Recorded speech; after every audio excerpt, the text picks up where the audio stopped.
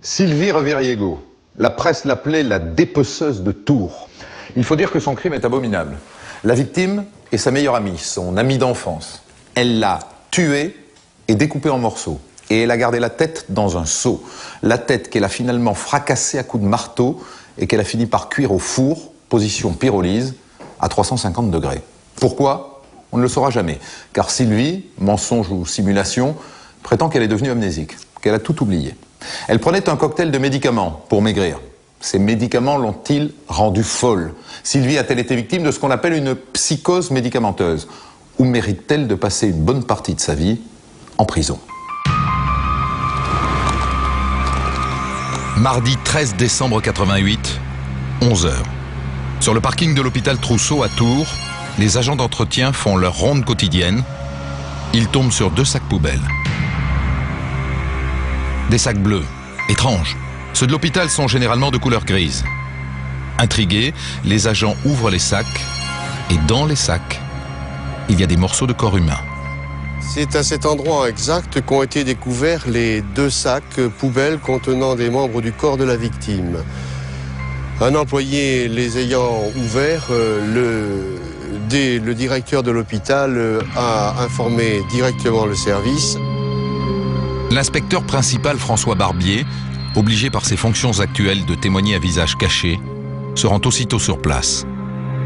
On ouvre les sacs, nous nous rendons compte qu'il y a dans un premier 2 bras et 2 bas de jambes d'un corps humain. Dans l'autre, nous apercevons un buste dont émerge un sein, donc nous avions affaire à un corps féminin. Il nous manquait une tête, il nous manquait un bassin, il nous manquait des cuisses. Les sacs ont forcément été déposés entre 9h et 11h du matin. Nous recueillons les témoignages des personnes qui stationnaient autour de ces sacs. Ces personnes ne nous apportent aucun élément et nous en resterons là jusqu'au lendemain. Le lendemain, en fin d'après-midi, coup de téléphone à la police judiciaire. On a trouvé un 3e sac sur le parking d'un centre commercial, caché derrière un hangar.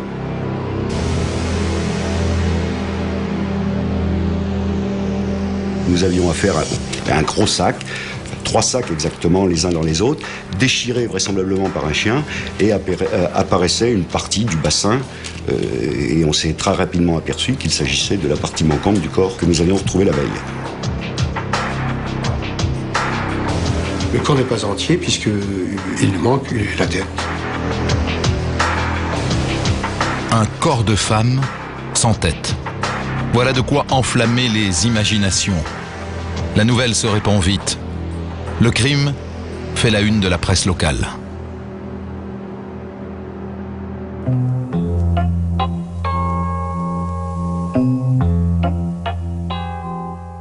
Monsieur le juge, on vient de trouver un corps coupé en morceaux, sans tête, ce qui est évidemment de quoi enflammer les imaginations.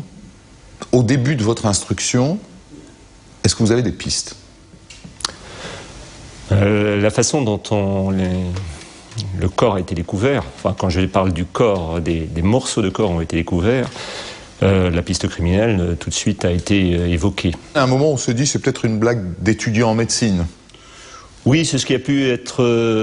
on a pu penser à cela dans la mesure où les sacs avaient été découverts près de l'hôpital où il y avait la morgue, et hôpital qui se trouve non loin de la fac de médecine.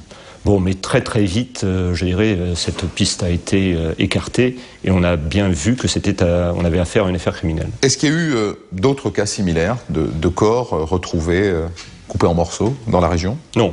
Non, c'était la première fois qu'on avait une telle découverte. Maintenant que vous avez retrouvé ces bouts de corps, quelles sont les priorités de votre enquête?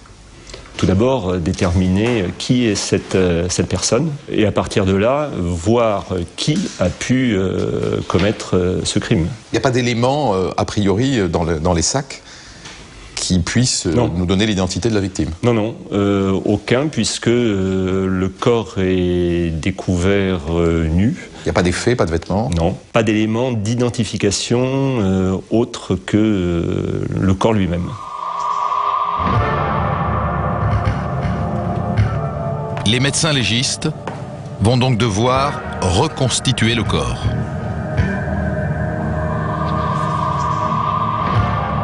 Et rechercher tous les indices corporels qui permettraient de l'identifier. À ce moment-là, on ne peut pas dire de quelle façon cette personne est morte. On sait simplement donc qu'il s'agit d'un corps de femme, découpé, vidé de son sang, lavé, des coupures faites à l'aide d'une lame fine sur la face interne donc des poignets. On a sectionné les veines de la victime. Sa mort est récente. Dans ce qu'il reste de sang, on retrouve la trace d'un neuroleptique et celle d'un médicament non identifié. Les policiers de l'identité judiciaire viennent relever les empreintes digitales de la victime. Mais vérification faite, elles ne correspondent à aucune empreinte contenue dans le fichier de la PJ. Outre donc certaines particularités ont été découvertes, une mycose apparente par des taches au niveau du torse et du dos. La police lance un appel à témoins dans le journal local, La Nouvelle République, en insistant sur les signes particuliers. 4 jours plus tard, elle reçoit un appel anonyme. Une voix de femme indique que la victime dont parlent les journaux pourrait être une certaine Françoise Gendroux, domiciliée à la Vallée-Violette. Il n'y a pas plus de détails et donc immédiatement un des enquêteurs effectue des recherches et trouve une certaine Françoise Gendron, domiciliée à la Vallée-Violette. Les policiers débarquent chez Françoise Gendron. Personne. Alors ils font le tour des voisins. Ça fait plusieurs jours que personne ne l'a vue.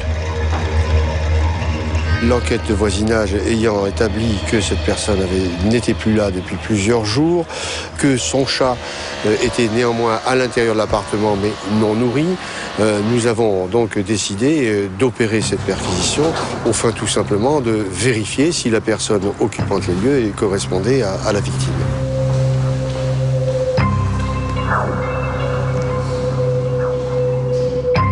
Les enquêteurs demandent le renfort d'une équipe de la police scientifique, puis ils forcent la porte et entrent dans l'appartement. Dans l'appartement, à l'entrée des lieux, donc un certain désordre était dans la cuisine. Je veux dire par là que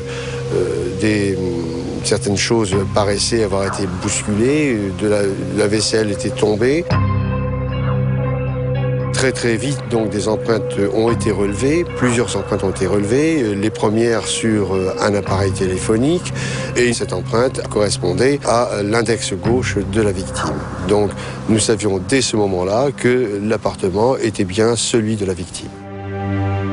5 jours après la découverte des sacs sur le parking de l'hôpital, la femme coupée en morceaux a une identité. L'appel anonyme disait vrai. Il s'agit de Françoise Gendron. Une femme de 38 ans, qui vivait seule depuis que son fils était parti au service militaire. En fin de perquisition, nous avons aperçu donc un jeune homme qui semblait observer l'appartement, jeune homme que nous avons interpellé et qui s'est avéré être l'ami du moment de la victime. Cet homme se prénomme Yves et il raconte aux policiers avoir vu Françoise Gendron pour la dernière fois le lundi 12 décembre, veille de la découverte du corps. Il est parti, dit-il, vers 8 h du matin pour aller travailler. Il devait se retrouver le soir même. Alors qu'il était arrivé, elle n'était pas là, il s'était installé, avait préparé le repas et vers 20 h, alors qu'il regardait la télévision, un coup de fil avait sonné.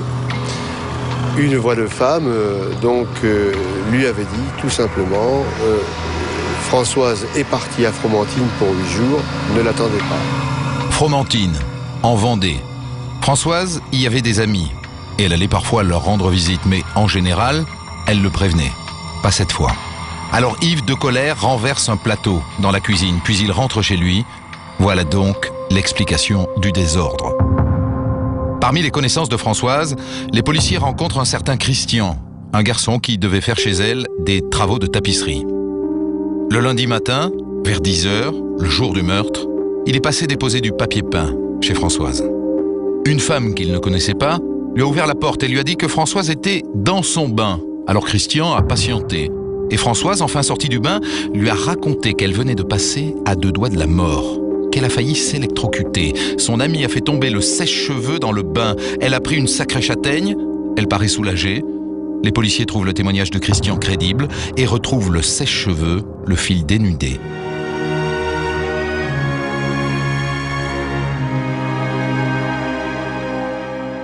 Une fois visité l'appartement, vous avez une première piste, c'est Yves, le copain qui est là devant l'appartement. On a tout de suite écarté cette piste-là parce que, je dirais, lors de son audition, on a vu que véritablement il tombait des nues. Il n'avait pas de mobile, rien. Quelqu'un qui ne faisait que passer, je dirais. Comment vivait Françoise Gendron ? C'était une femme célibataire. Elle vivait, je dirais, comme une femme de son âge. C'est une femme qui sortait, qui était assez enjouée, qui avait des amis. Un peu bringueuse. Elle allait en discothèque. Bon, il y avait une discothèque de Tours où elle était souvent. Bon, voilà, mais rien de particulier à cet effet. Donc, classiquement, comme dans toute enquête, vous faites ce qu'on appelle l'entourage. C'est-à-dire que vous voyez tous les gens qui connaissaient Françoise Gendron. Oui, tout à fait. Ça donne quoi ? Une de ses amies nous met sur la piste d'une connaissance de Françoise, une prénommée Sylvie Reverigo, en nous indiquant que ça serait elle qui serait à l'origine du meurtre de Françoise. Sylvie Reverigo, ça pourrait être aussi cette femme qui a ouvert la porte à l'homme qui venait porter du papier peint. Oui, on le saura après. Sylvie Reverigo, une copine de Françoise. Enfin une piste. C'est à ce moment-là que leur parvient un deuxième appel anonyme. Toujours une voix de femme qui leur parle, elle aussi, de Sylvie Reverigo. Cette femme était particulièrement affolée parce que Sylvie Reverigo lui avait rapporté que les auteurs de la mort de Madame Gendron étaient le fait de 2 hommes. Un certain Michel et un certain Luc, qui était, a priori, selon elle, l'amant de Sylvie. Les policiers établissent que Sylvie Reverigo était une amie de Françoise Gendron, une amie proche, avec qui elle faisait la fête, souvent accompagnée de 2 copains commerçants, prénommés Michel et Luc. Françoise et Sylvie étaient toutes les 2 divorcées et ne travaillaient pas. Françoise était au chômage et Sylvie était en arrêt maladie depuis 6 mois pour une sciatique. Alors elle sortait presque tous les soirs dans les bars et les restaurants de Tours. Après quoi, elle faisait souvent la fermeture des boîtes de nuit. En général, c'est Luc et Michel qui réglaient l'addition. Mais la petite bande s'était fâchée récemment. Françoise menaçait de dénoncer Luc et Michel pour de supposées histoires de drogue et de voitures volées.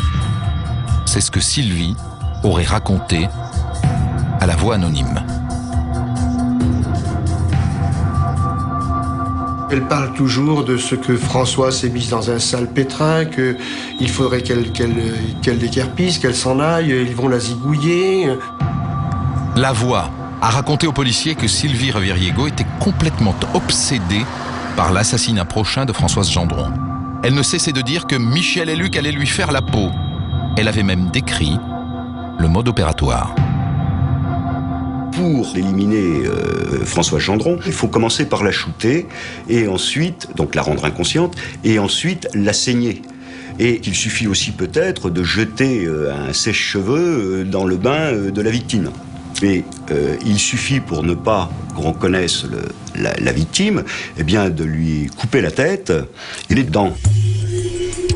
La voix raconte qu'elle a d'abord cru à une farce, mais qu'après la mort de Françoise, sa fille est allée prendre le café chez Sylvie et qu'elle a eu une drôle de surprise. Elle va au WC et elle ressort des WC en disant au fils de Sylvie Reverigo, tiens, c'est drôle, on dirait qu'il y a des dents dans la cuvette des WC. Le gamin y va, et c'est un gamin bien sûr tout jeune, c'est un gamin, plonge la main et il retire effectivement des dents. Ça n'était pas des dents, mais 2 couronnes en or. Sylvie, elle est restée évasive, elle dit que ça pouvait être des dents laissées là lors d'une dispute d'ouvriers qui avaient travaillé.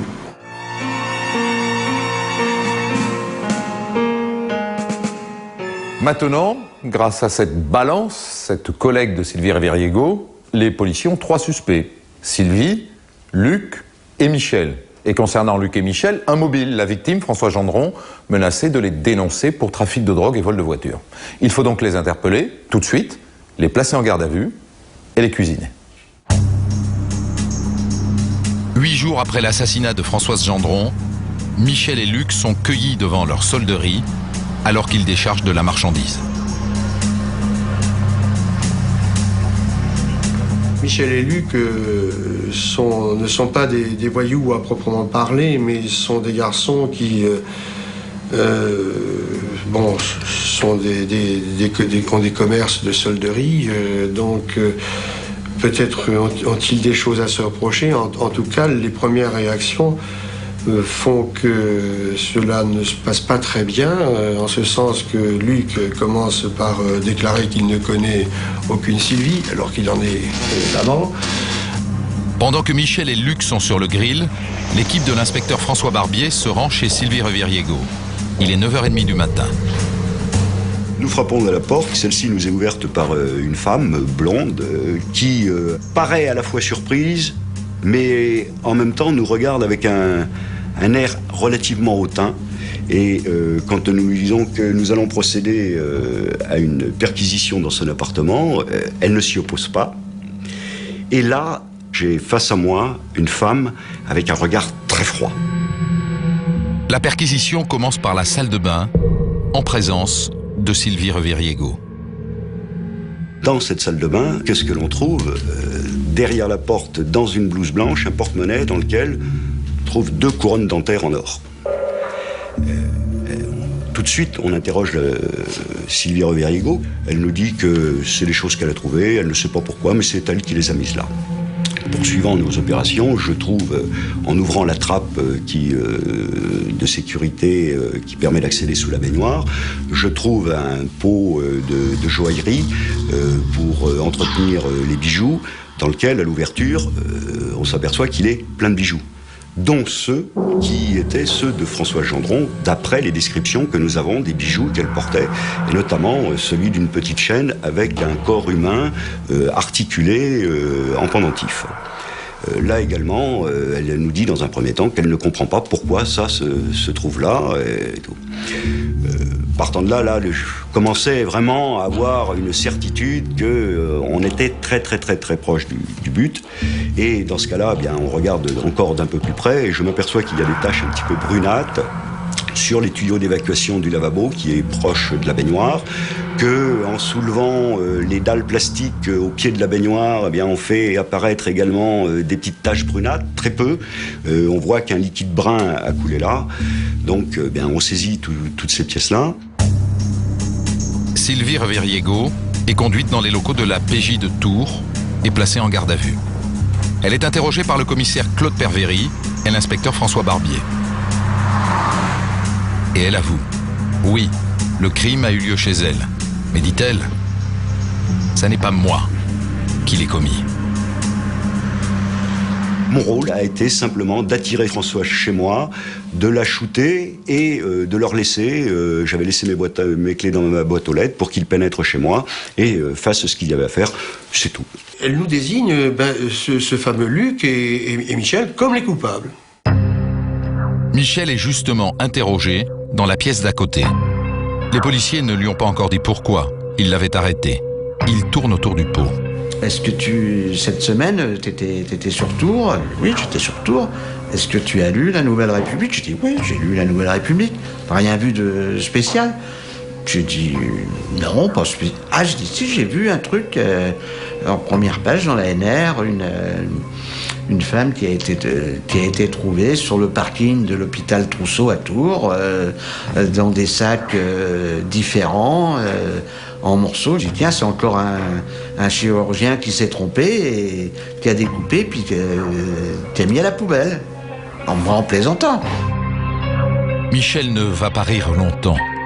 Pour le tester, les policiers lui montrent, sans rien lui dire, les photos du cadavre.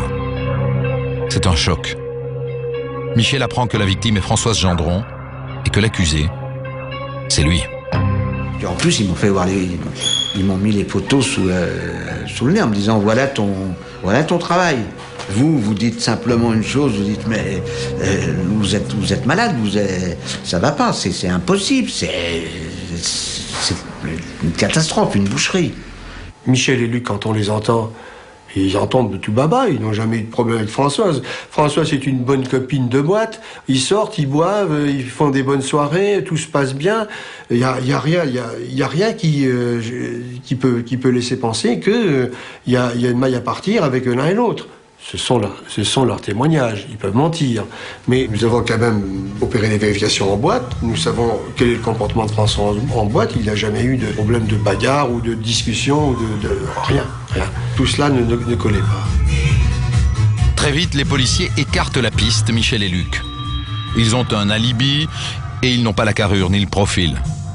Il reste un suspect, ou plutôt une suspecte, Sylvie Reviriego. Progressivement, au vu de ce qu'on lui disait, on lui disait mais ça ne va pas, ça c'est pas possible, ça c'est pas possible. Sylvie Reviriego a modulé dans un premier temps, jusqu'au moment où elle a dit non, j'en peux plus, j'ai besoin de vous dire la vérité. Et elle a dit je n'arrête pas de vous mentir, finalement c'est moi qui ai tué. Et là, pratiquement d'un trait, sans qu'on ait besoin de poser des questions, dites questions subsidiaires, ou c'est elle qui nous livre le film complet de ce qu'elle a fait, donc le lundi 12. Commencé en fin de soirée, les aveux vont s'étirer dans la nuit. Pendant 3 heures, Sylvie Reviriego raconte son crime en détail, spontanément, calmement. Les phrases jaillissaient purement et simplement, mais par moments. C'était une suite de mots ou une suite de deux phrases courtes et un silence. Sylvie Reviriego raconte que le lundi 12 décembre, elle s'est rendue chez Françoise Gendron dans le but de l'éliminer. Elle l'a trouvée dans son bain. Elle a tenté de l'électrocuter en jetant un sèche-cheveux dans l'eau, mais ça n'a pas marché.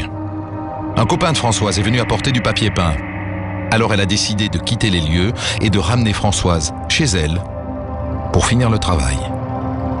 Elle était devenue obsédée par l'idée qu'il fallait que son amie Françoise disparaisse. Et elle dit que depuis le matin, elle était excédée par Françoise, les jérémiades de Françoise. Le mot qui revient maintes fois dans les propos de Sylvie, c'est les jérémiades de Françoise, je n'en pouvais plus. Françoise Gendron accepte de venir chez son amie pour essayer un bustier que Sylvie, bonne couturière, lui a confectionné. Mais d'abord, Sylvie Reviriego lui sert un thé. Dedans, elle glisse des comprimés de Lexomil. Le cocktail fait vite son effet. François se sent très mal et commence à somnoler. Nous sommes en fin de matinée et Sylvie propose à Françoise d'aller se coucher et la met dans son lit, dans sa propre chambre. Il est midi, les enfants vont rentrer de l'école, les enfants de Sylvie vont rentrer de l'école et ils vont voir Françoise malade. Sylvie Reviriego vit avec sa fille de 16 ans et son fils de 14 ans. Elle leur explique que Françoise a bu un coup de trop et qu'elle n'est pas en forme. Les 2 adolescents déjeunent, puis repartent en cours.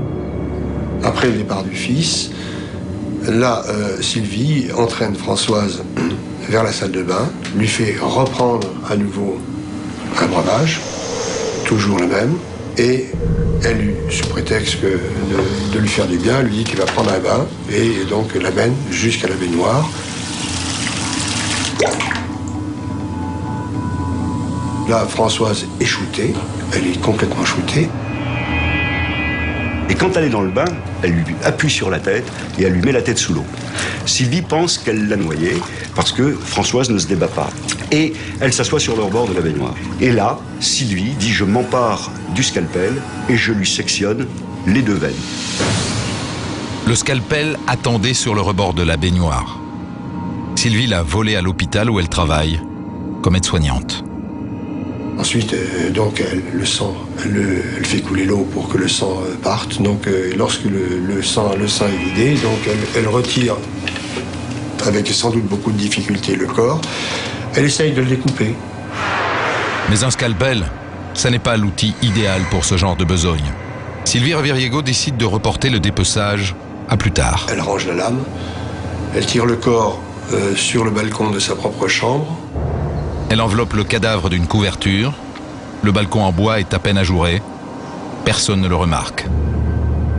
Ensuite, elle essaye d'effacer les traces de son crime.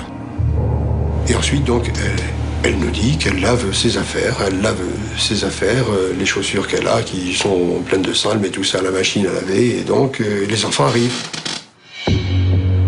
Sylvie Reviriego prend quand même le temps de téléphoner à Yves, le compagnon de Françoise, pour lui dire qu'elle est partie à Fromentine, en Vendée. Puis il est temps de préparer l'anniversaire de son fils qui a lieu le soir même, avec une dizaine d'invités. Sylvie doit d'ailleurs aller chercher sa mère. Elle en profite pour lui emprunter des outils. Lorsqu'elle arrive chez sa mère, elle demande à sa mère si elle n'a pas le grand couteau de chasse de papa, celui qui lui servait à découper la viande. Sylvie emprunte également un hachoir. L'anniversaire est très réussi. Même si le fils de Sylvie est un peu déçu, sa mère a oublié de lui acheter un cadeau. Elle se montre très gaie, mais à un moment, elle fait une réflexion bizarre. Je me suis foutu dans une drôle de galère. La fête se termine. Le cadavre est toujours sur le balcon. Françoise est sur le balcon, la mère se couche, le lendemain les enfants repartent à l'école et là, elle qui ne travaille pas à ce moment-là, reprend tout simplement son travail. C'est-à-dire qu'elle entreprend de poursuivre le dépeçage, mais cette fois-ci avec le couteau de son père. La première des choses qu'elle nous dit faire, c'est elle coupe la tête. Elle donc détache la tête du corps et, nous dit-elle, elle la met sous un seau pour ne pas la voir. Puis elle enfile sa blouse blanche d'infirmière et commence à découper le corps sur le balcon. Il est 7h30. Il lui faudra à peine 2 heures pour achever son œuvre macabre. Elle commet un acte chirurgical. Elle ne s'est pas trompée lorsqu'elle a séparé le tronc du bassin, lorsqu'elle a supprimé les bras des épaules, quand elle a supprimé les genoux. Et d'ailleurs, elle nous le dit, j'ai cherché l'endroit où je pouvais. Au fur et à mesure, elle met les morceaux dans des sacs poubelles. Et comme elle manque de sacs, elle se rend en voiture au centre commercial, tout près de chez elle. Elle ira tout simplement faire quelques courses pour acheter des sacs poubelles, puisqu'elle n'en a plus. Mais en même temps, nous dit-elle, elle fait les courses, parce qu'il faut bien manger à midi. De retour chez elle, Sylvie Reviriego finit de remplir les sacs. Vers 11h, elle va en déposer 2 sur le parking de l'hôpital Trousseau, à 10 minutes de chez elle. Reste le 3e sac, qui contient le bassin et les cuisses. Après déjeuner, elle s'en occupe avec l'aide de son fils. Elle lui demande de l'aider à descendre le sac jusqu'à sa voiture parce qu'il est lourd et comme elle a un mal de dos, donc son fils l'aide à porter le sac. Bien sûr, son fils ignore que dans le sac, il y a le reste des membres. Le dernier sac est déposé dans une zone commerciale toute proche, derrière un hangar.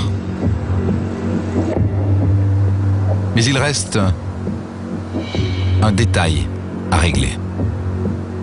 Il reste la tête. Et la tête, donc, bien sûr, elle l'a laissée sur le balcon, sous le seau, mais enveloppée. Donc, et tous les soirs, pendant 3 soirs, elle va donc s'attacher à détruire la tête. Et elle va, à coups de marteau, taper sur cette tête, sans forcément la regarder de ce qu'elle dit. Mais elle essaye d'éliminer tout ce qui peut être éliminé de facilement, à savoir les chairs, de façon à réduire cette tête en bouillie. Cette tête qui l'agace tellement que, même lors de ses aveux, pourtant calme et posée, elle s'énerve dès qu'on l'évoque. Et là, elle a une gestuelle que j'ai en mémoire, je la revois, cette gestuelle de taper, de taper, de taper, de taper, de taper. Mais cette tête, décidément, résiste. C'est difficile. Elle n'y parvient pas. Donc Elle arrive à tirer et gérer les parties molles. Elle en jette, nous dit-elle, dans les WC, ainsi que les dents seront retrouvées, mais elle n'arrive pas à détruire le crâne. Et le deuxième soir, comme elle n'y arrive pas, dans ses aveux, elle me dit j'ai décidé de la mettre au four et de la faire cuire à 350 degrés. Ce sont ses propres mots. Elle a attendu que les enfants soient couchés, elle a mis ça dans un grand plat en inox, dans le four, elle a mis le four en pyrolyse, elle est allée se coucher, et elle a très bien dormi, comme elle dit, j'ai dormi de plomb. Et là, moi je me rappelle, avec Barbier, nous nous sommes regardés en lui disant, elle nous raconte des histoires, qu'est-ce qu'elle nous raconte? Sylvie Reviriego dit s'être débarrassée des restes du crâne le vendredi, 5 jours après le crime. En conduisant son fils chez son père, elle s'est arrêtée le long de la Vienne, la rivière qui traverse Chinon. Elle y a jeté les morceaux de crâne sous le pont de chemin de fer, devant son fils. Son fils qui lui demandait qu'est-ce que tu fais maman, elle lui a dit qu'elle jetait des détritus qui sentaient mauvais. Les policiers vont rechercher la tête à l'endroit indiqué. La chance a voulu qu'à l'endroit où ils ont été jetés, il y avait un banc de sable où le courant ne passait pas réellement, de sorte que les sapeurs-pompiers qui sont intervenus ont retrouvé les os dans un périmètre très très restreint, tous les os entièrement jetés. Et c'est ainsi que pratiquement tout le crâne a pu être reconstitué. Une expertise a été faite, bien sûr, et qui a confirmé ce à quoi nous ne croyons pas au début, savoir que le crâne avait effectivement été porté à haute température.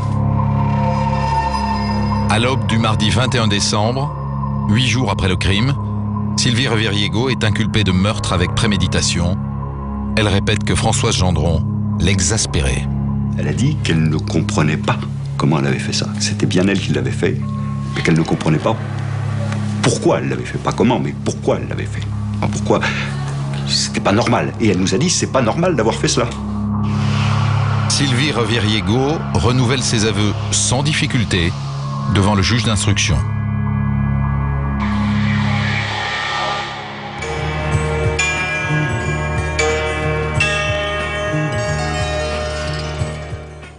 Régis de Jornat, Sylvie Reviriego vient d'avouer aux policiers.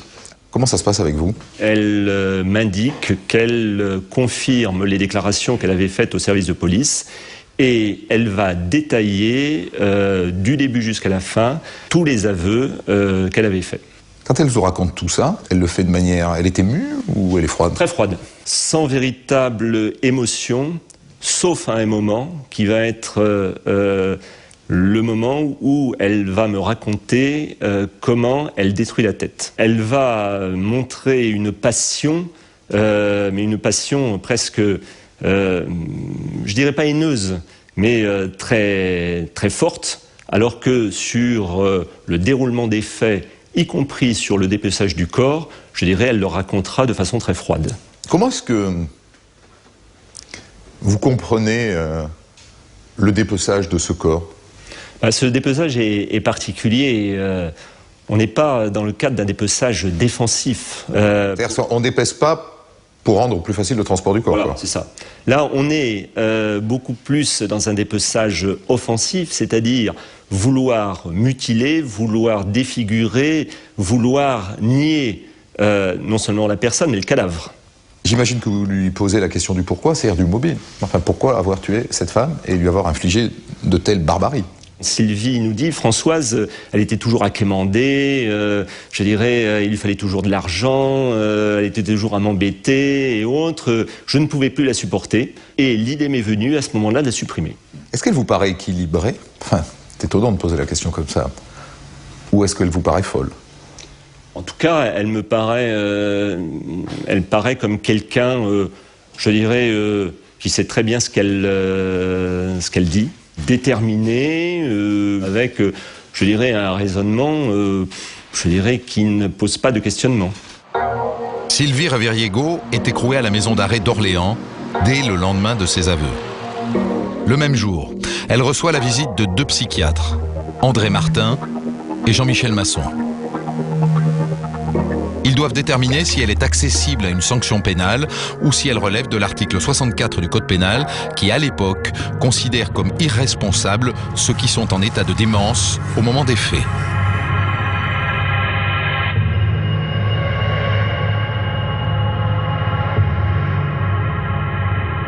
Le docteur Masson comme moi-même, on s'attendait à trouver une malade mentale devant nous.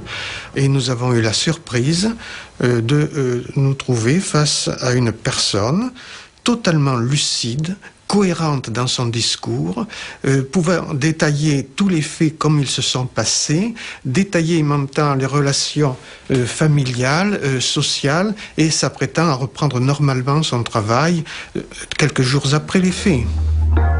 Comme elle l'avait fait devant les policiers et devant le juge d'instruction, Sylvie Reviriego raconte son crime pour la 3e fois, toujours en détail et dans la chronologie. Et elle n'oublie rien. Elle tenait un discours tout à fait cohérent, tout à fait adapté, une gestuelle tout à fait en accord avec le contenu du discours. Il n'y avait pas d'hyper-expressivité, il n'y avait pas de tonalité dépressive, ni de l'humeur, ni de l'attitude en général. Cette première impression était plutôt en faveur d'une personne tout à fait dans la norme, qui n'avait pas de traits de personnalité pathologique marquants, ni dans le sens du délire, ni dans le sens d'hallucination, ni dans le sens d'un déficit intellectuel, par exemple. Sylvie Reviriego pourrait-elle être normale et avoir soudain perdu tout contrôle? Était-elle consciente de la violence et de la folie de son crime? A-t-elle pu être victime de ses pulsions?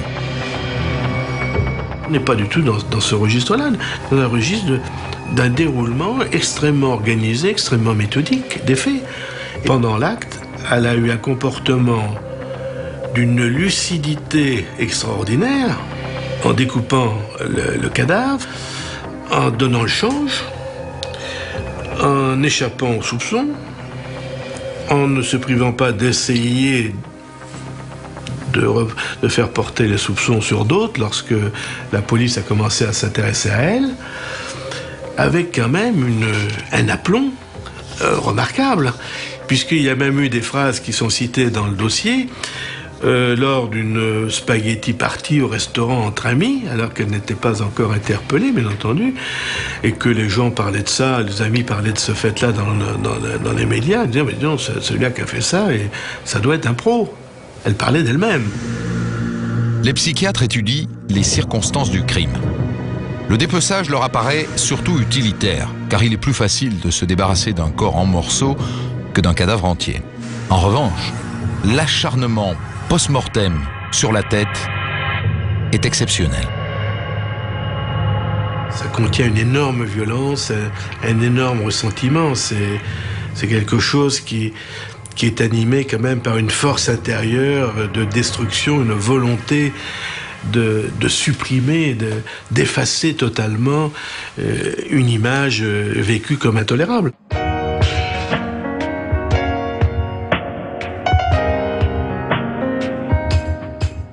Donc, voilà une femme qui vient d'avouer 3 fois de suite un crime horrible. Une fois devant les policiers, une fois devant le juge, une fois devant les experts psychiatres qui, a priori, ne la trouvent pas folle. Mais alors pourquoi? Quel est le mobile? En fouillant dans la vie de Françoise et Sylvie, les policiers découvrent que toutes les deux étaient amies depuis l'adolescence.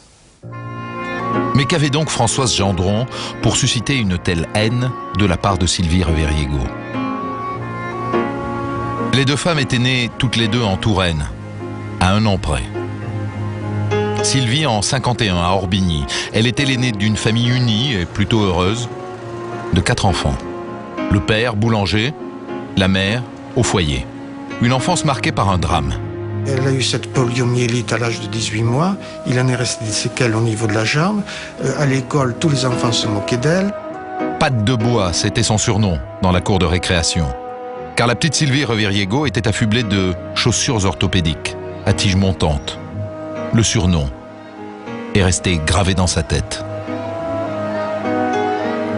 Et si à l'âge adulte, elle n'a gardé de sa polio qu'une légère claudication, la blessure morale est restée vive. Cette malformation n'était pas, à mon avis, n'était pas absolument majeur, enfin, mais dans son esprit, cela semblait prendre une grande importance. Sylvie Reviriego arrête ses études à 15 ans. Elle veut entrer dans la vie active. Elle débute dans un atelier de couture comme piqueuse. Elle est douée et très travailleuse. Le week-end, elle retrouve sa copine, Françoise Gendron. Lorsqu'elles étaient jeunes, elles allaient au bal ensemble, elles sortaient ensemble. Bon, Sylvie avait eu la polio, avait un léger handicap d'une jambe. Françoise, elle était très libérée, très jeune, mais bon, la vie étant ce qu'elle est, Françoise était partie donc à Tours. Sylvie Reviriego s'était mariée, avait eu ses 2 enfants, et avait mené une vie assez bien rangée et qui correspondait parfaitement, je dirais, à son tempérament, puisque Sylvie était certainement au départ une fille réservée, pudique.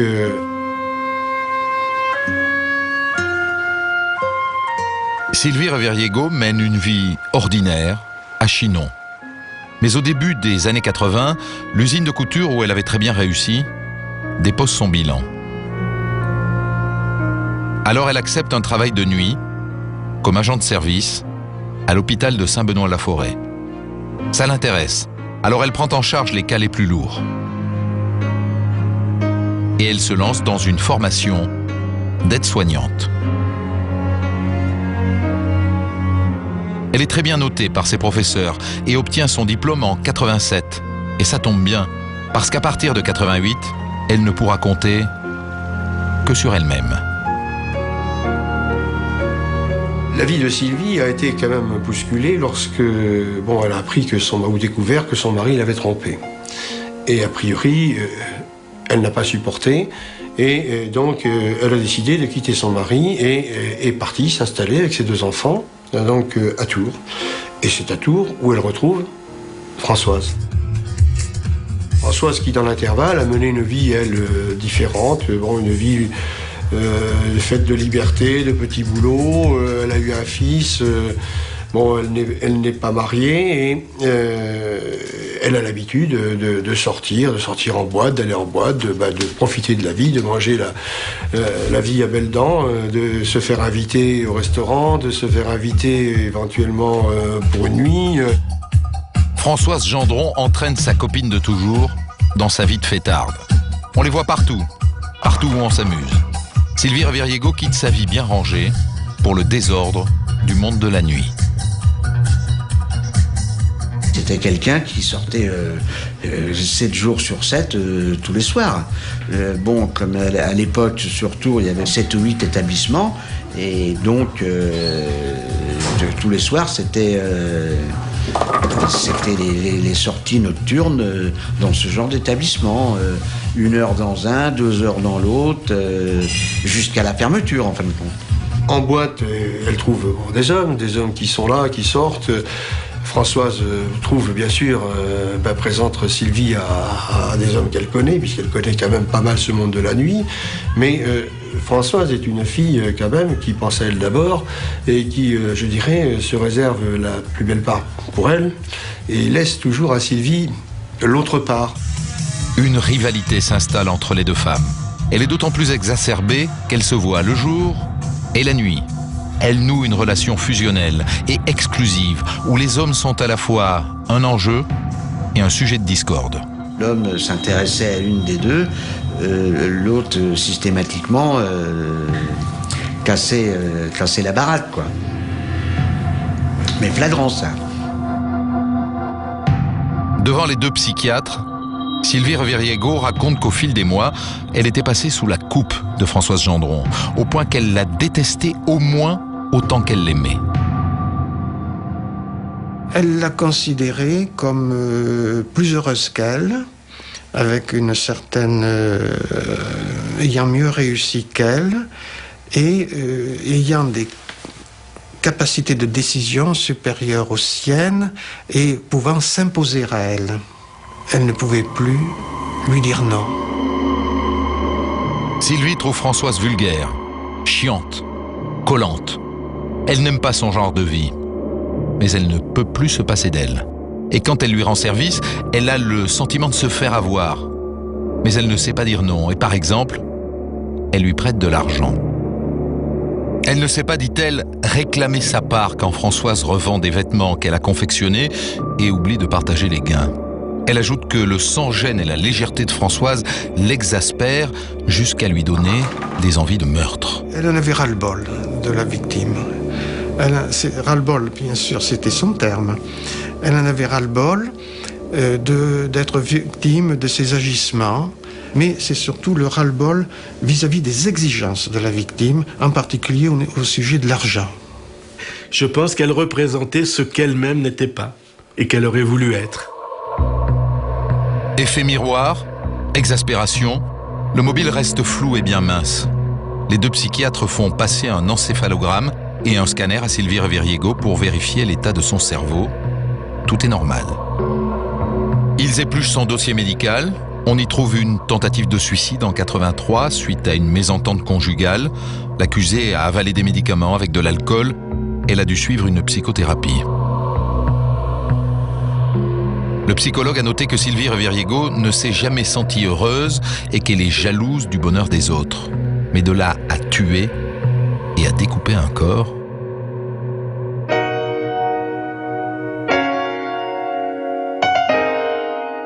Maître Lison-Croze, à l'époque, vous devenez l'avocate de Sylvie Reviriego. Comment ça se passe la première fois que vous la voyez? Je la vois environ 15 jours après son incarcération.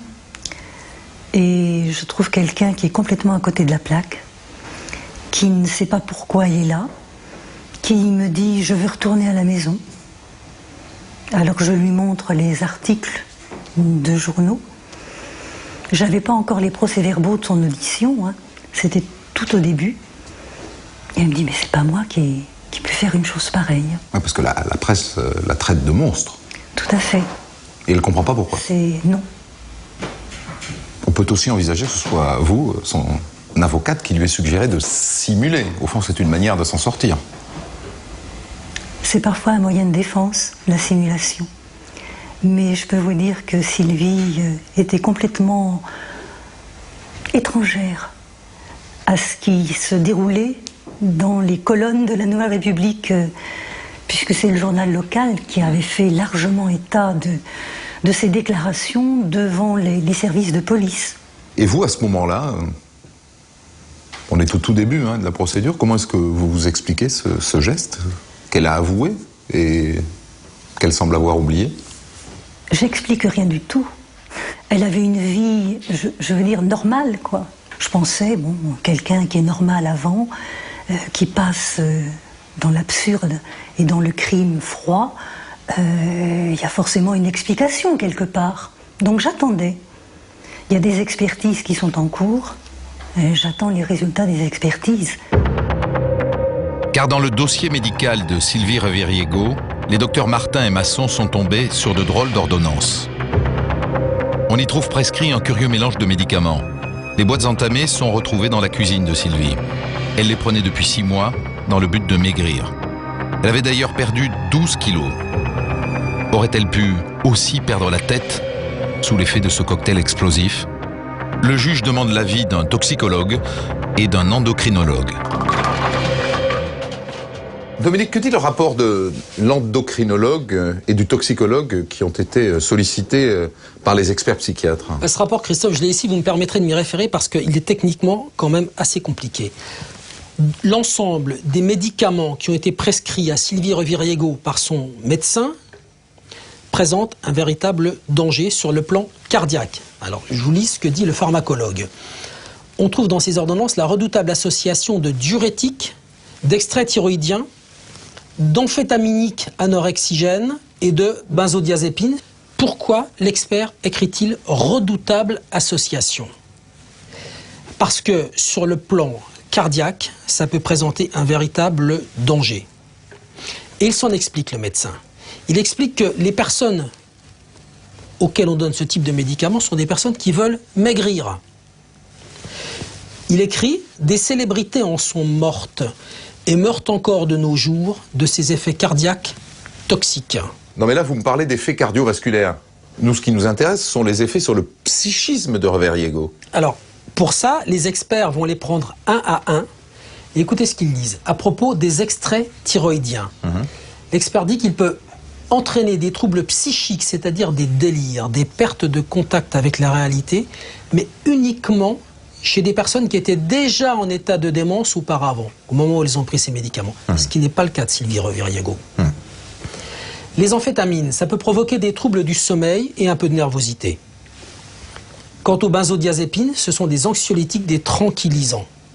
Ça peut jouer sur la mémoire, mais seulement, écrivent les experts, sur la mémoire rétrograde, c'est-à-dire que l'on peut oublier des événements qui se sont produits, là encore, avant la prise des médicaments. Mais est-ce qu'un médecin, alors, a le droit de prescrire un tel cocktail détonnant de médicaments? Bon, en principe, non, Christophe. Et pour cette raison-là, le médecin de Sylvie Reveriego va être interdit d'exercice de la médecine pendant 3 mois par l'ordre des médecins.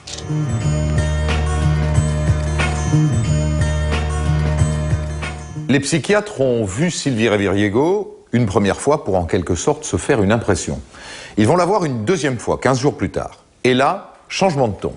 Elle leur répète ce qu'elle a déjà dit à son avocate, elle a tout oublié. Elle n'a aucun souvenir, ni du meurtre de son amie Françoise, ni de la découpe du cadavre, ni de la destruction et de la cuisson de la tête. Mieux, elle ne se rappelle même plus avoir déjà rencontré les psychiatres. Alors, vraie amnésie ou numéro d'actrice? Sylvie Reveriego a quand même quelques souvenirs. Elle se souvient d'avoir fêté l'anniversaire de son fils, mais pas d'avoir tué Françoise Gendron. Elle se souvient d'avoir jeté un sac d'os dans l'eau à Chinon, mais pas qu'il s'agissait de la tête de la victime. Les psychiatres doutent de l'authenticité de son amnésie. Quand vous avez commis un acte horrible, vous savez, vous n'avez pas très envie de vous en souvenir, et que le conscient donne un gros coup de pouce à l'inconscient pour mettre ce souvenir-là au fin fond de votre tête, de votre cerveau. Ce qu'on appelle, ça vous permet de faire l'économie d'un sentiment de culpabilité, puisque inconsciemment, vous effacez le souvenir. Mais je dis bien, l'inconscient est bien aidé par le conscient. On a donc là, elle a choisi cette solution-là, hein, plutôt que de se suicider ou de jouer la carte de la dépression, etc., eh bien, elle a joué la carte de l'effacement du souvenir. Ce qu'on appelle l'amnésie salvatrice, c'est-à-dire l'amnésie qui sauve. Les psychiatres ne croient pas que les médicaments soient à l'origine de cette amnésie. D'ailleurs, elle s'en est très bien rappelée dans les jours immédiats qui ont suivi son interpellation. Alors, je vois pas pourquoi il y aurait une amnésie pathologique qui interviendrait secondairement. Ce qui est incompréhensible et illogique. Les psychiatres ne pensent pas non plus que les médicaments soient à l'origine du crime. Il y a une accentuation de l'irritabilité, mais pas jusqu'au meurtre.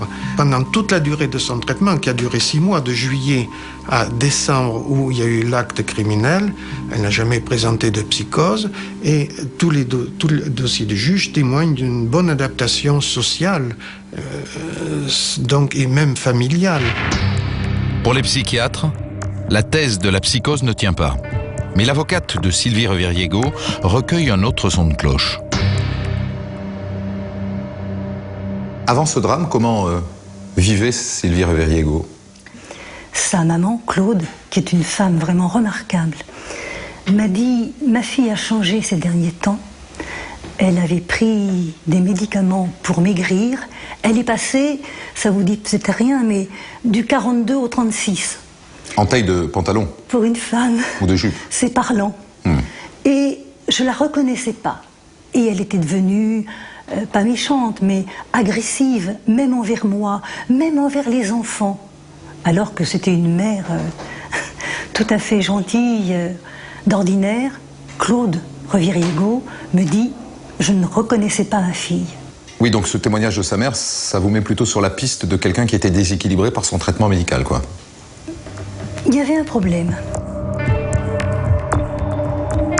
À l'issue de leur expertise, les psychiatres estiment que Sylvie Reveriego est une personnalité de type hystéro-perverse, mais qui ne souffre pas de pathologie mentale.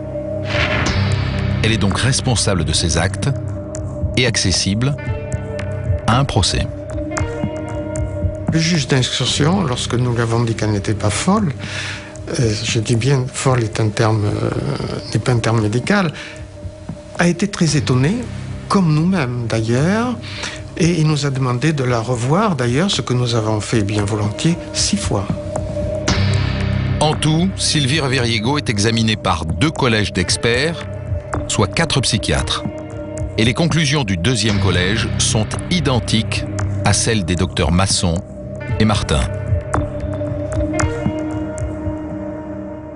Lorsque vous la revoyez, elle vous confirme qu'elle a tout oublié et qu'elle est incapable de s'expliquer sur ce qui s'est passé? Alors lorsque je la revois environ un mois ou un mois et demi après, elle me dit qu'elle ne se souvient plus de rien.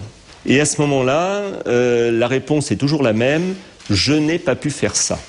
C'est-à-dire qu'elle ne me dit pas qu'elle ne l'a pas fait, elle ne me dit pas qu'elle est innocente, elle ne me dit pas que c'est certainement quelqu'un d'autre qu'elle qui a fait cela. Elle me dit « je n'ai pas pu faire cela », comme si en quelque sorte, c'est peut-être moi, mais c'est, je dirais, presque mon double. C'est un autre moi. C'est un autre moi. Mais vous n'êtes pas psychiatre, mais vous avez senti chez elle un accent de sincérité ou l'air d'une manipulatrice qui est en train de vous berner? Je n'écarte pas qu'elle choisisse cela pour assurer sa défense. Donc à la fin de votre instruction, est-ce que vous y voyez un peu plus clair sur le mobile? Parce qu'on n'a rien à cette question. Pourquoi? Bon, elle ne l'aimait pas. Est-ce qu'on peut aller au-delà? Le seul mobile qu'on est arrivé à déterminer, c'était une espèce de jalousie et de sentiments ambivalents vis-à-vis de Françoise. Ambivalent, vous voulez dire qu'elle était amoureuse d'elle? Non, pas du tout. Pas du tout. On a cette piste de la sexualité, éventuellement même de l'homosexualité, a été... on s'est posé la question. Rien, pas le moindre élément. Donc au fond, on n'a guère plus que de la jalousie, quoi, au bout du compte. Au final, oui, on a ça.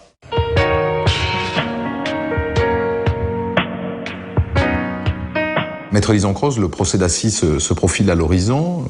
Les experts ont jugé qu'on pouvait l'amener en assises. Alors comment est-ce que vous entrevoyez votre défense? Il y a un certain nombre de médecins qui ont dit, mais pas des experts judiciaires, des médecins à qui on a posé la question. À qui vous avez posé la question? À qui j'ai posé la question. Hors de toute procédure. Tout à fait. Qui vont dire, ah oui, effectivement, avec ces 6 ordonnances et les prescriptions qui lui avaient été faites pour son traitement amaigrissant, oui, effectivement, elle a pu passer à l'acte parce que ces psychotropes-là avaient une influence sur son psychisme à ce moment-là. Donc ça sera ça votre stratégie de défense? Tout à fait. Et en même temps, ça risque d'être trop tard. À partir du moment où elle est devant la cour d'assises, c'est qu'on juge qu'elle est équilibrée suffisamment pour être jugée. Mais j'ai essayé d'obtenir une expertise psychiatrique, autre, une expertise toxicologique, autre. Ça n'a pas abouti. Le juge a refusé. A refusé, la cour d'appel a refusé. Donc au fond, vous partez aux assises avec l'argumentaire que vous auriez dû développer devant le juge d'instruction, quoi. Tout à fait, tout à fait.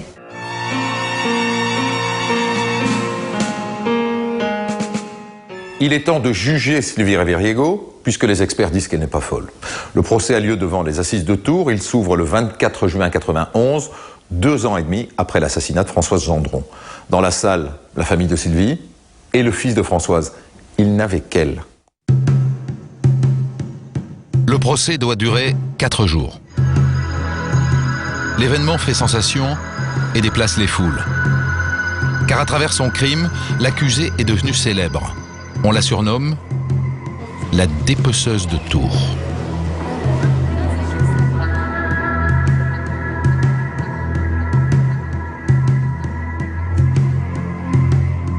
Les dépeçages, on en connaît. Petiot ou Lantru ont été des dépeceurs de leurs victimes. L'aspect plus particulier de ce dossier, c'est qu'effectivement, c'est une femme sur une autre femme. C'est très rare. Je crois que c'est peut-être même le seul cas que l'on ait connu. Il faut quand même bien savoir que le dépeçage est extrêmement rare dans les annales criminelles. Ça nécessite un sang-froid, au sens propre du mot, une maîtrise de soi qui est exceptionnelle. Tout le monde veut voir celle qui a fait ça. La foule veut savoir à quoi elle ressemble. Et si ce monstre froid va oser affronter les regards. Faites entrer l'accusé.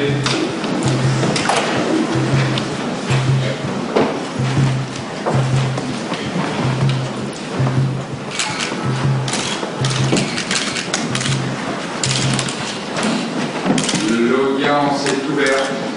Cette femme m'a fait l'impression de quelqu'un d'étonnamment calme, malgré les circonstances, et tout compte fait assez banal dans son comportement, dans son aspect.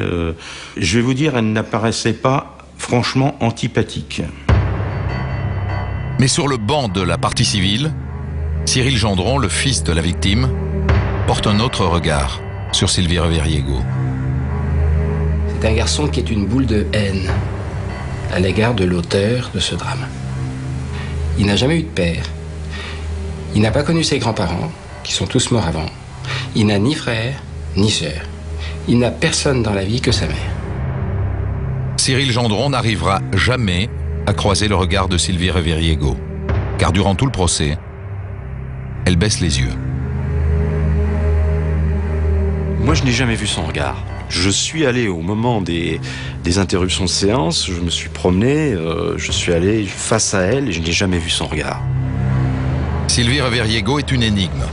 Le crime est trop horrible pour avoir été commis par quelqu'un de normal. Ça n'est pas possible. Qui est cette femme? C'est une malade mentale et qu'elle mérite tout à fait les soins de la médecine. On se demande comment elle a pu faire ça, comment c'est possible, c'est tout, on la regarde, on essaye, on la voit que de dos. Au premier rang, la famille Reveriego, au complet, est venue grossir les rangs de la défense. Pour moi, ça peut pas être ma fille qui a fait une chose pareille, vous comprenez. Ça peut pas être ma fille. Je ne comprends pas. Et je veux qu'on m'explique pourquoi ça s'est passé. Je veux qu'on m'explique pourquoi quelqu'un de sensé, de gentil, de sensible a pu basculer dans une horreur pareille. Et ça, je veux le savoir. Et je veux qu'on la soigne. Et je me battrai pour ça. L'explication ne viendra pas de Sylvie Reveriego. Elle semble entendre pour la première fois l'acte d'accusation qui reprend en partie ses aveux. Le président de la cour lui dit, voilà, vous avez dit que, vous avez fait ça. Et à chaque fois, il dit, non, je m'en souviens pas. Mais si vous dites que je l'ai dit, c'est que ça doit s'être passé comme ça. À la fin de la lecture de l'acte d'accusation, l'avocate de Sylvie Reveriego demande qu'on lise devant la cour la condamnation du médecin qui a ordonné le traitement amaigrissant. La requête est refusée, mais la ligne de défense est clairement affichée. Tout est la faute du médecin et des médicaments. Puis vient le moment de raconter le crime en détail. Silence total dans la salle. Quand on n'est pas préparé, ça choque, hein. C'est évident. Hein. C'est évident. Puis même, on a eu les instruments entre les mains. Hein. C'est impressionnant aussi. Hein. Parce qu'on se dit qu'avec, je dirais, sans si peu de matériel, parce que franchement, c'était des outils dérisoires. Le fait qu'un crime aussi horrible se soit déroulé dans un cadre aussi quotidien frappe les esprits. Déjà apparaît l'incroyable décalage entre une femme qui, pendant toutes ses journées, a continué à vivre une vie normale, avec chez elle ses enfants, des amis, des sorties au restaurant, et qui, la nuit, s'acharnait sur le corps, enroulé dans une couverture sur le balcon. Bon, franchement, il n'y a pas beaucoup de mauvais polars où on lit ce genre de choses, quoi. Comment Sylvie Reveriego a-t-elle pu mener cette double vie sans rien laisser paraître? On se dit, nous, elle est folle. Elle était en état de démence. À l'époque, c'était l'article 64. Donc, on se pose la question et on attend avec beaucoup d'intérêt les expertises psychiatriques.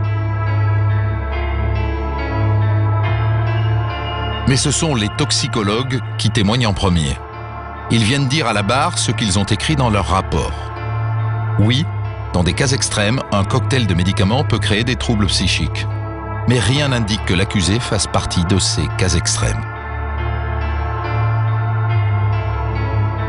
Ils m'ont convaincu que l'accusé avait peut-être une petite part d'irresponsabilité. Que les médicaments aient été déclencheurs, peut-être pas, mais que les médicaments lui aient permis de se désinhiber de certains tabous qu'on a en soi, certainement. C'est le tour des 4 experts psychiatres qui viennent redire que pour eux, l'accusé est responsable de ses actes. Ils affirment que Sylvie Reviriego est une personne très lucide qui n'a jamais souffert de psychose médicamenteuse. C'est extrêmement technique, très ennuyeux souvent, mais incontestable. La défense va s'acharner à décrédibiliser les experts, mais elle manque d'arguments. Il était apparu évident, d'après les lectures des expertises, que la défense allait se faire tailler en morceaux et qu'elle n'avait pas en face les munitions suffisantes pour contrecarrer des experts qui quand même tenaient la route. Pour contrer un expert en pharmacologie, il faut avoir aussi un expert en pharmacologie. Ça n'a pas été le cas.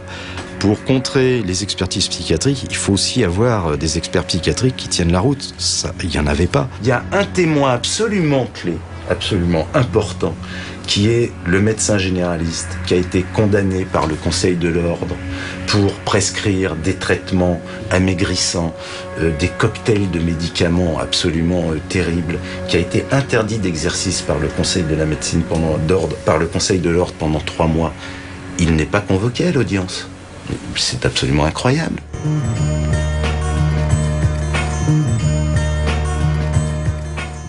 À l'audience, les experts répètent que les médicaments ne sont pas responsables.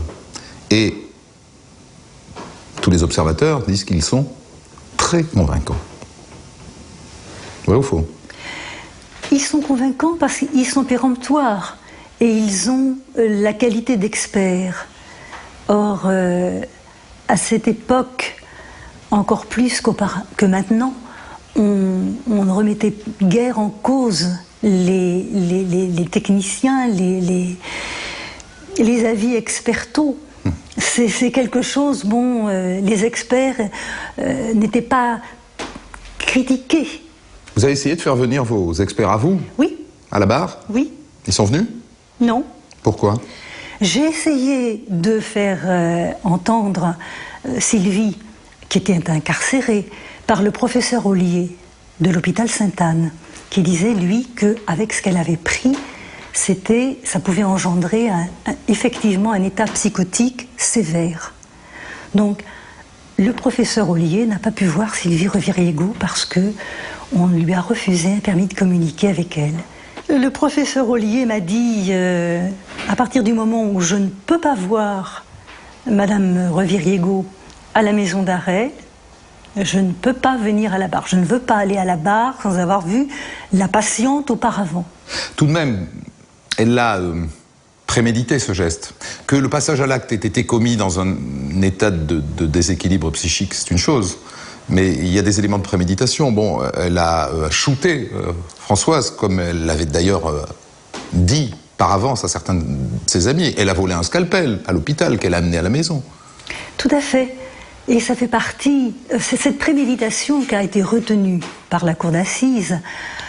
Ça fait partie du délire dans lequel elle se trouvait à ce moment-là, puisqu'elle a tué Françoise, malheureusement, un lundi. Et le dimanche, c'est-à-dire la veille, elle expliquait à une jeune fille qu'elle avait en garde, qui est âgée d'une 20aine d'années, ce qu'elle allait faire le lendemain. Donc ça a été retenu au titre de la préméditation. Mais ne pensez-vous pas que quelqu'un qui s'exprime comme ça en disant « je vais la tuer, je vais faire ceci, je vais faire cela, je vais prendre le scalpel, je vais la vider de son sang, je vais... » c'est quelqu'un qui raisonne, certes, mais faux. C'est quelqu'un qui est atteinte psychiquement.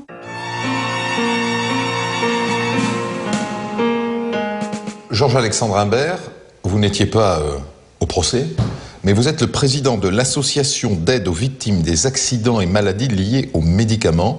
Alors précisément, pour ce qui est des médicaments qu'a pris Sylvie Reviriego, ce cocktail qui était destiné à la faire maigrir, hein, qu'est-ce que vous pouvez dire sur les effets que ça a pu avoir sur son passage à l'acte? Les effets, déjà, avant le passage à l'acte, ces médicaments favorisent une sorte de préméditation. C'est-à-dire que le comportement, pendant plusieurs mois, le comportement de Sylvie a complètement changé. Et ça, c'est tout à fait habituel à ce type de produit. On appelle ça en psychiatrie faire un passage à l'état maniaque. Donc on aurait dû arrêter le traitement. Mais malheureusement, ça n'a pas été fait et elle a complètement déraillé.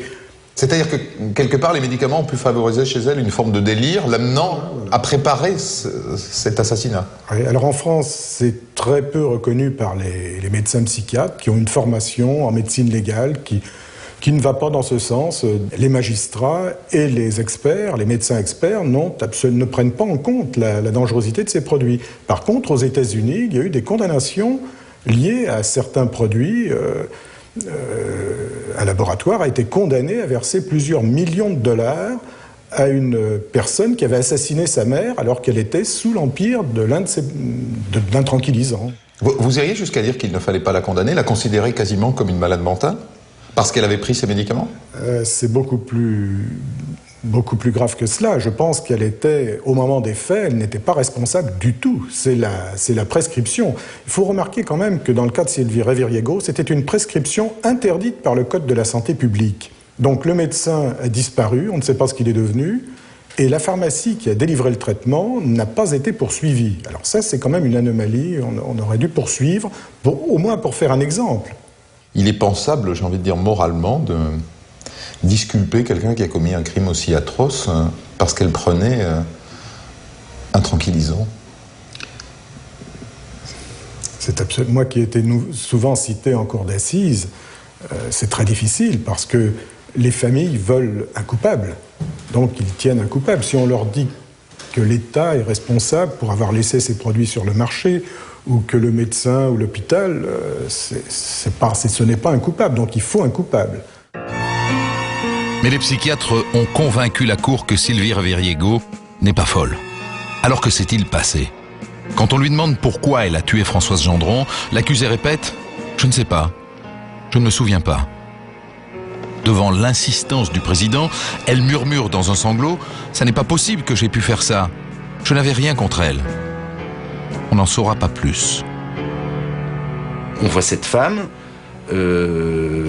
muette, il y aurait pu avoir une photo d'elle, c'était pareil, quoi. Ce sur quoi on a été totalement déçus, c'est qu'elle a refusé totalement, elle a barricadé le coffre-fort à triple tour, elle ne nous a rien laissé voir de ce qu'il avait amené à faire ces gestes extraordinaires. L'avocate de la défense ne pousse pas sa cliente à s'exprimer. Elle plaide le coup de folie médicamenteux. Rien d'autre ne peut expliquer le crime. Dans ma carrière professionnelle, j'ai connu beaucoup de crimes abominables. J'ai peu connu de criminels abominables. Et toute la question était là. Et puis la défense devait, sur ce plan-là, faire parler, à sa place peut-être, faire parler Sylvie Reviriego. J'ai le sentiment qu'elle ne l'a pas fait parler. Elle a parlé des médicaments. Elle a oublié qu'il y avait derrière les médicaments quelqu'un qui prenait les médicaments.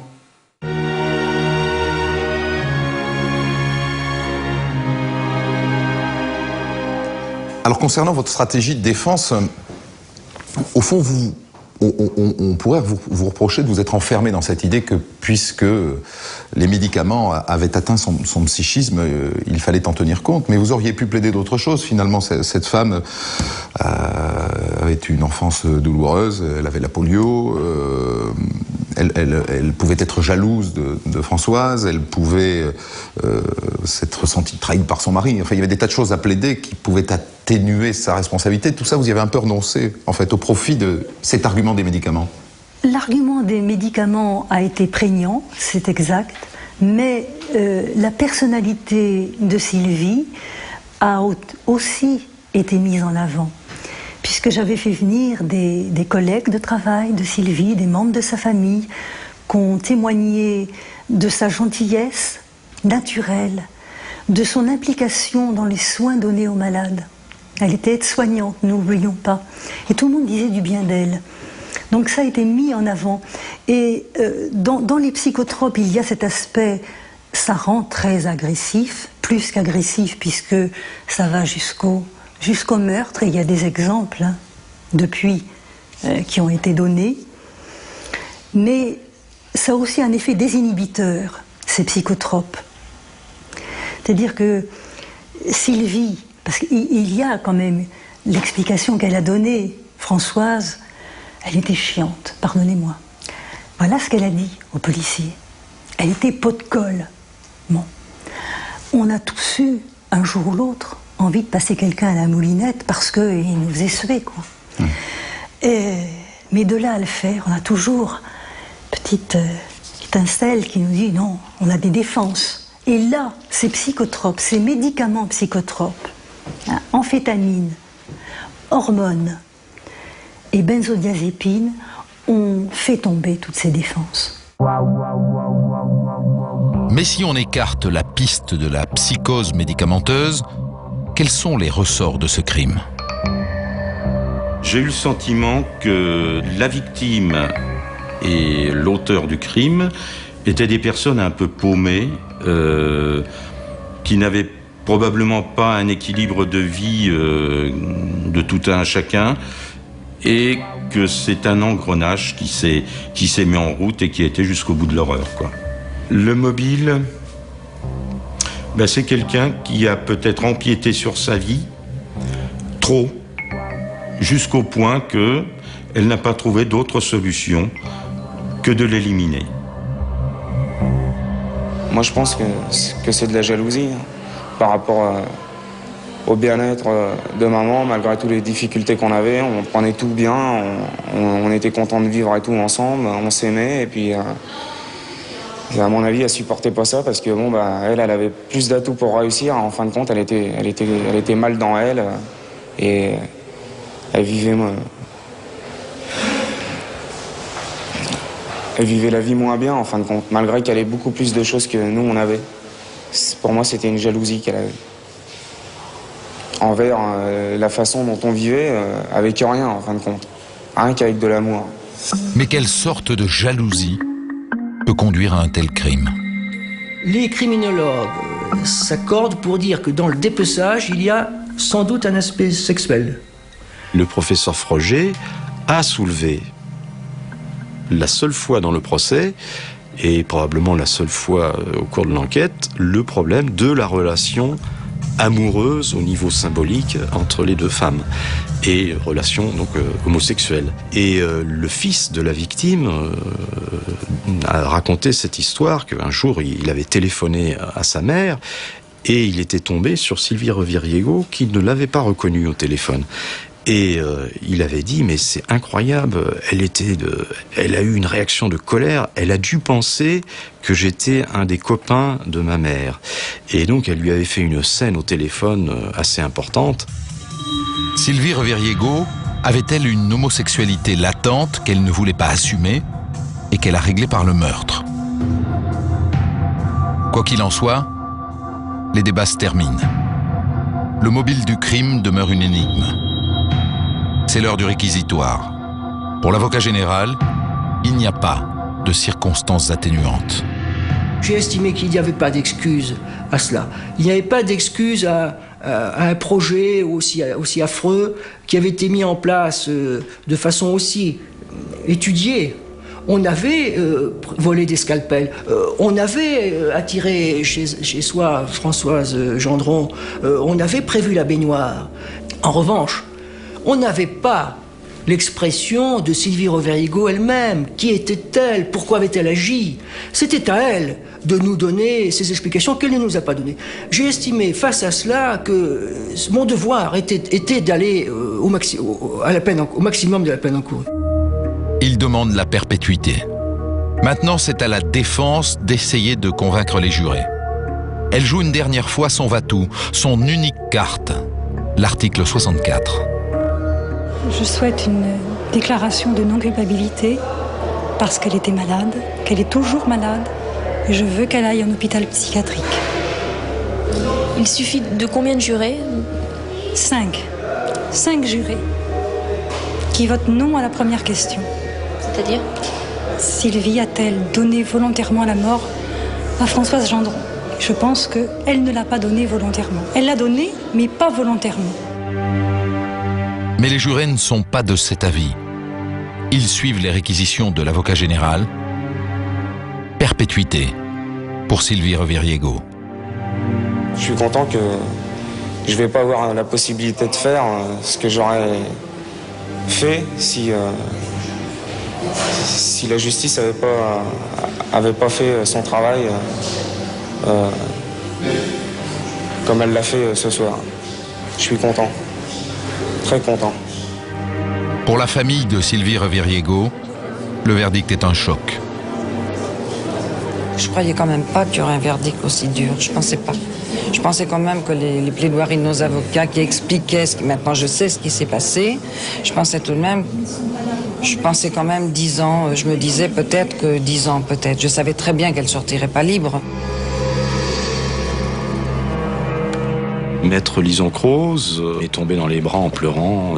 Elle était bouleversée. C'était un dossier qui lui tenait particulièrement à cœur, sur lequel elle s'était investie particulièrement, et sur lequel, je crois, elle s'est quand même plantée. Sylvie Reviriego ne réagit pas. Elle quitte le tribunal sans un mot, ni un regard.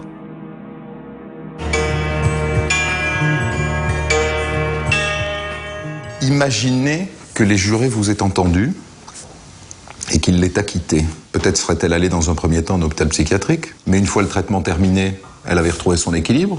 Elle serait dehors après avoir tué sa meilleure amie, l'avoir coupée en morceaux, avoir fait cuire sa tête au four. Il faut choisir. Il faut choisir si on se situe au moment des faits pour apprécier le degré de culpabilité de quelqu'un, ou si, ad vitam aeternam, on doit lui faire porter la croix parce que, dans un état autre que son état habituel, il a fait un geste horrible. Aujourd'hui, Sylvie Reviriego est toujours amnésique de son geste? Non. Elle dit, elle sait que c'est elle, mais est-ce que c'est par tout ce qu'elle a lu ou est-ce que c'est par ses souvenirs? Ça, je ne pourrais pas vous dire exactement ce qu'il en est.